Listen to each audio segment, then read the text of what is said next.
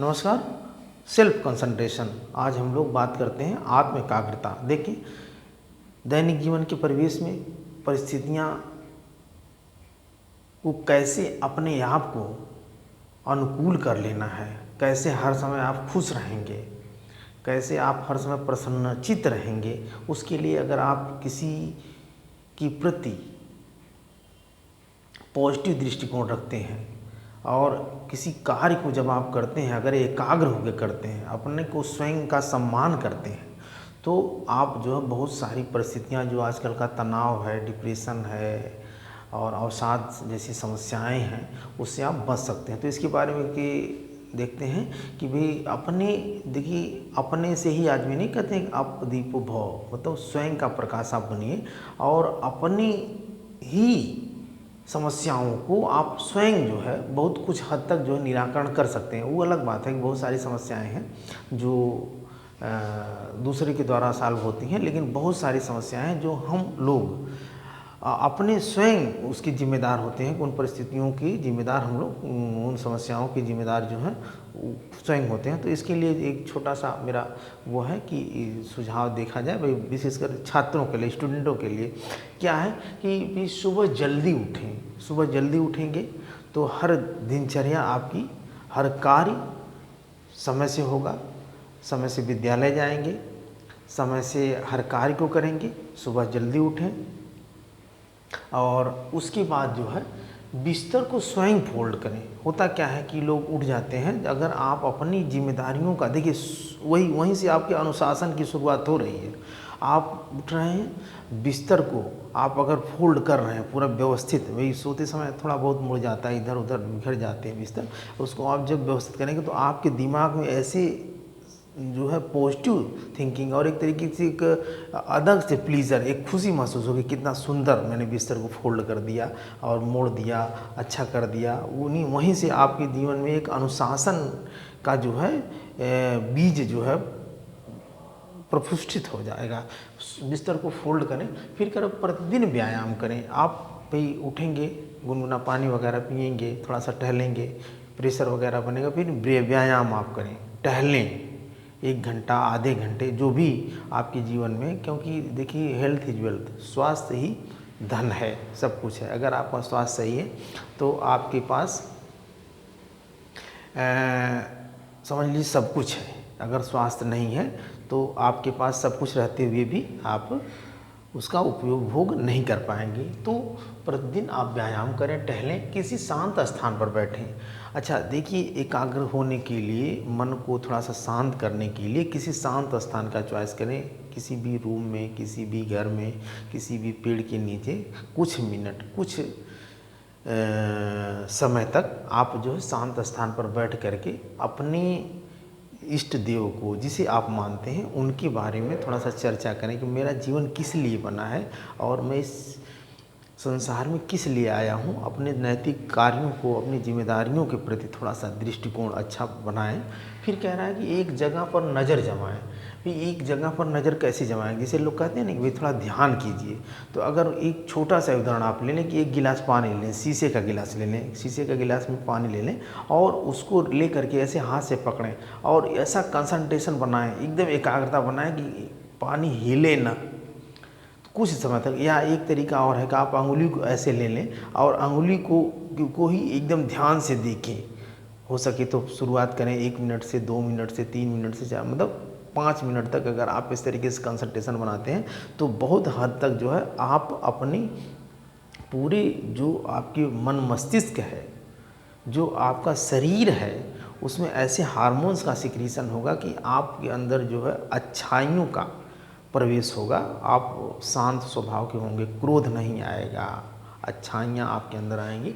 तो इस तरीके से कह रहा है कि एक जगह नज़र जमाएं। फिर कह रहा है अन्न का सम्मान करें और ईश्वर को धन्यवाद दें। अगर आपके सामने खाने पीने की जो भी चीज़ें आ रही हैं, आपके मम्मी हो, आपके सिस्टर हो, जो भी मतलब खाने की सामग्री दे रहे हैं, तो उसका सम्मान करें आप हैं। उसके प्रति जो है अनादर की भावना ना रखें, गुस्सा ना करें, उसका सम्मान करें और मन में ही ईश्वर को धन्यवाद दें। हे ईश्वर, मुझे आज मैं बड़ा भाग्यशाली हूँ जो मुझे यह अन्न प्राप्त हुआ, मुझे यह भोजन प्राप्त हुआ, मुझे यह पानी जल प्राप्त हुआ।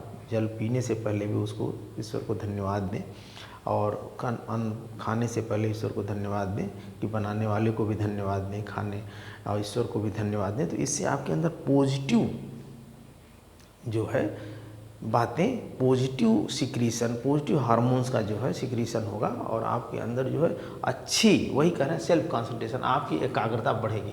अच्छा, आज के जीवन में मोबाइल फ़ोन और टेलीविज़न से दूर है, ये भी बहुत आज के समय में देख रहे हैं कि लोग मोबाइल खोलते हैं कुछ देखने के लिए, पता चलता तब तक दूसरा का नोटिफिकेशन आ जाता और उसी में लगे रहते हैं। पढ़ने बैठे, मोबाइल किसी का फ़ोन आ गया और देखने लगे तो पता चला पढ़ने का समय निकल गया, आधा घंटा भी मोबाइल में ही लगे हुए हैं। और पता चला टेलीविज़न वगैरह के सामने बैठ जाते हैं तो ये सीरियल, वो सीरियल, यहाँ मूवी, वहाँ की मूवी। तो जब तक स्टूडेंट लाइफ है तब तक इन सारी चीज़ों से आप दूर रहें। आप बहुत सारे लोग हैं जैसे रिश्तेदारियों में बहुत ज़्यादा भी इंटरेस्ट लेते हैं, तो जैसे आपका जो ब्रह्मचर्य आश्रम बनाया गया है कि 0 से लेकर के 25 साल तक, अगर उस समय आप रिश्तेदारियों से, टीवी, मोबाइल से और बाकी दोस्तों से, इन सभी से दूर रहते हैं और आप कभी सफल हो जाते हैं, जॉब को प्राप्त कर लेते हैं, नौकरी पा जाता है, तो वही रिश्तेदार, वही दोस्त, वही परिवार, पास पड़ोस, वही आपका सम्मान करेंगे। और आप पता चलेगा जब पढ़ने का समय है तो पता चलेगा रिश्तेदारी में, पास पड़ोस में, दोस्तों में, घूमने फिरने में समय बिता देते हैं। बात का समय जब आपका बेकार होता है तो वही लोग आपकी हंसी उड़ाते हैं। तो इसलिए कि आप जो है उस समय का सदुपयोग करें। ठीक, फिर कह रहा है कि अनावश्यक बातों पर ध्यान मत दें, अनावश्यक बातों पर ध्यान ना दें। बहुत सारे लोग वही आपको हतोत्साहित करेंगे, डिमोटिवेट करेंगे, तो उनकी बातों को ध्यान ना दें। ईश्वर को स्मरण करते हुए आप जो कर रहे हैं अपने मन मस्तिष्क से ये सोचिए कि अगर मैं अच्छा कर रहा हूँ तो मैं अच्छा कर रहा हूँ। कोई कुछ भी कहे तो इस तरीके से समाज बड़ा विचित्र है। जैसे एक आदमी था ना, अपने बच्चे के साथ वो घोड़ा लेके जा रहा था, तो उस घोड़े को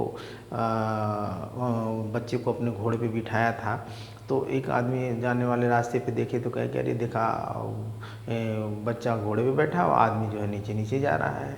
फिर उसके बाद वो घोड़े पर से अपने बच्चों को उतार दिया, अपने बैठ गया। तो फिर कुछ लोग देखने कहेंगे भाई देखिए वो अपने बैठ गया और बच्चे को नीचे नीचे जा रहा है, इसको इतना सेंस नहीं है। फिर उसके बाद उसको लगा कि अरे यार ये तो तब भी लोगों ने हंस रहे हैं। फिर उन्होंने कहा कि अच्छा दोनों लोग बैठ जाते हैं। तो फिर कुछ दूर गया तो देखने लगे, लोगों ने कहा कि अरे यार देखो दोनों इसी में बैठे हुए हैं, पता चलेगा कि एकदम समझ में नहीं है, इन सबों को समझ नहीं है, सेंस नहीं है, तो दोनों लोग बैठे हैं। फिर उसके बाद उतर गया तो फिर तो कहे कि देखो यार घोड़ा रहते हुए फिर भी तो नीचे नीचे जा रहा है। तो समाज जो है बहुत आपके प्रति वो करेगा, लेकिन आप जो कर रहे हैं अगर आपके दिल दिमाग से वो अच्छा है और तो उसे आप करेंगे। बहुत ज़्यादा लकीर के फ़कीर अगर आप होंगे तो वहाँ भी आप सफल नहीं होंगे, वहाँ भी आपका कंसंट्रेशन, एकाग्रता नहीं बनेगी।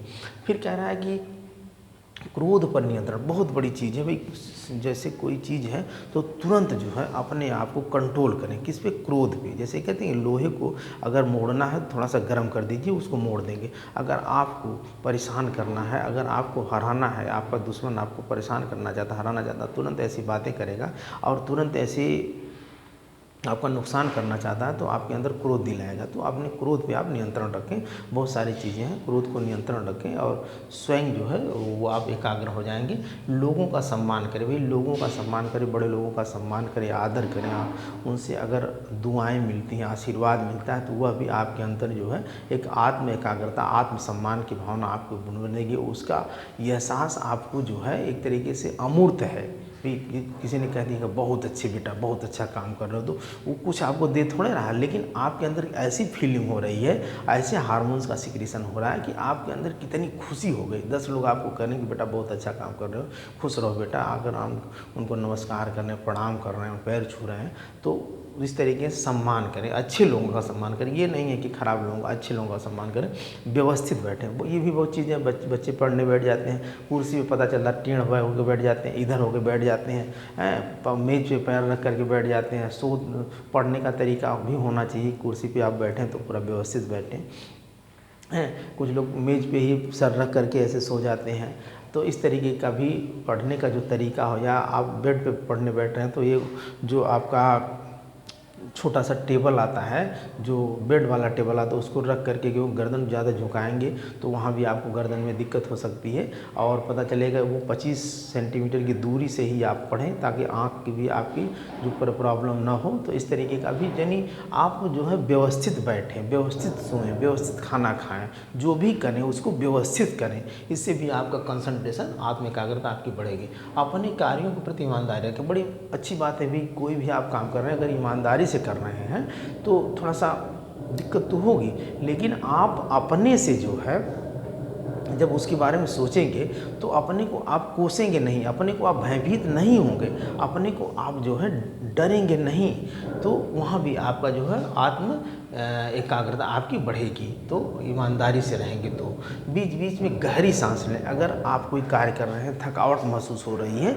तो वहाँ क्या करें कि बीच बीच में जो है 1 मिनट 2 मिनट के लिए खूब गहरी गहरी सांस लें। अब जब हमें ये थकावट क्यों होती है, हमें शरीर में दर्द क्यों होती है, क्योंकि वहाँ शरीर में ऑक्सीजन हमारे नहीं पहुँच पाता है।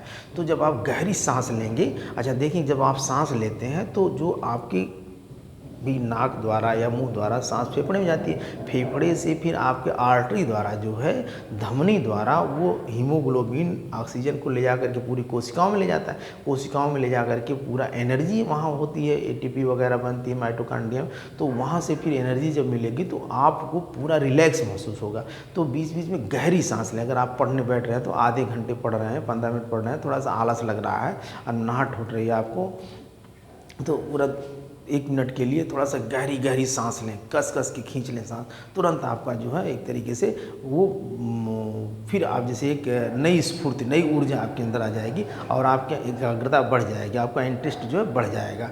फिर कह रहा है कि भाई हाथ को रगड़ करके आँखों पर रखें। अब जैसे मान लीजिए इस तरीके के आप हाथ को ऐसे ऐसे रगड़ लीजिए और अपने आँखों पर ऐसे थोड़ा सा रख लीजिए कुछ देर तक, उससे भी आपकी जो है एकाग्रता बढ़ेगी। हैं, अगर आलस आ रहा है आपके अंदर तो वो एकाग्रता बढ़ने का यह भी एक तरीका है। हाथ को रगड़ कर आँखों पर रखें और थोड़ा सा सहलाएँ उसको।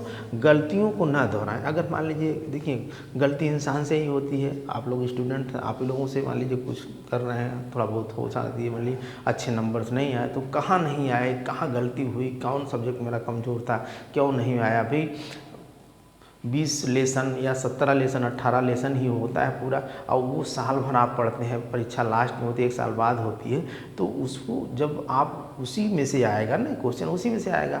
तो वो कह रहा है कि आप गलतियों को न धरें। अगर कहीं कुछ लग रहा है कि हमने कम नंबर पाया, तो अगर आप ठान लें कि नहीं मुझे अच्छा नंबर लाना है, मुझे टॉप करना है, मुझे सिलेक्शन लेना है, तो इस तरीके से अगर जो इसके पहले आपका सिलेक्शन नहीं हुआ या आप जो भी चूक रह गई, तो उसको आप न दोहराएं, उसमें जम की मेहनत करें।